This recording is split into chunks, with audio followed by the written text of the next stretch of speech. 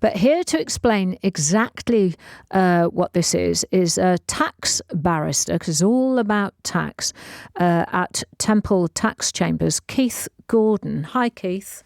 Good evening, Carol, and congratulations on your new programme. I hope it goes well for you. Thank you very much. I've been looking into this, as you know, only too well. But could you just briefly explain to everybody listening what this is? What's the background? Right. I'll try to do it as simply as possible. Please do, yes. There are a lot of contractors out there, people who don't have full-time jobs, but work several months in one location, several months in another. And they were worried about their tax affairs. Yep. So they went to accountants and organisations offered them services. You're worried about something called IR35. I don't need to worry about what that is, but it was a bit of a tax scare, still is a tax scare. But we have a solution that is HMRC approved, HMRC know about it, and we've been doing it for years. So people said, okay, well, if it avoids a problem, we'll sign up to it. The problem was, however, is that HMRC didn't like it. HMRC didn't tell the contractors they didn't like it, so people were given a false sense of security. Right. So they were, over years, building up a tax problem.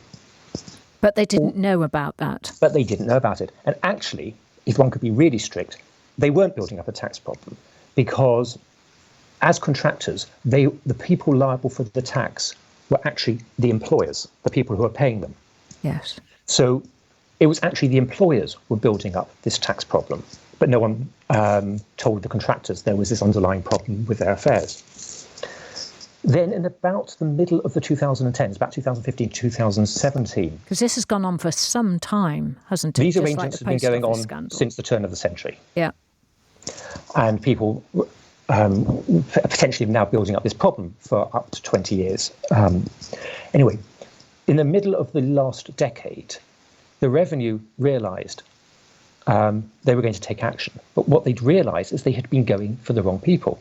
The revenue had been creating assessments, effectively sending out notional bills or opening inquiries into these contractors. Yes.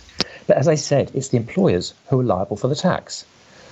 And then in 2015 and confirmed in 2017, the revenue realised we're going for the wrong people.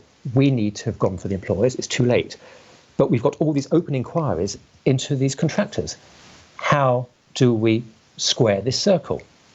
And that's what the loan charge is. The loan charge was a device pushed through Parliament at the end of 2017 to transfer effectively, and I am simplifying things, so if there's any tax geek out there who says I've got it slightly wrong, I am deliberately simplifying it. So I did warn everybody it's slightly complicated, and I do appreciate, Keith, it's difficult to explain it without diagrams.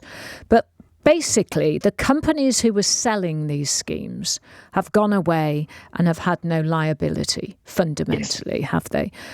One of them is Michelle Moan's husband, Doug Vorderman, with AML Limited and various other companies.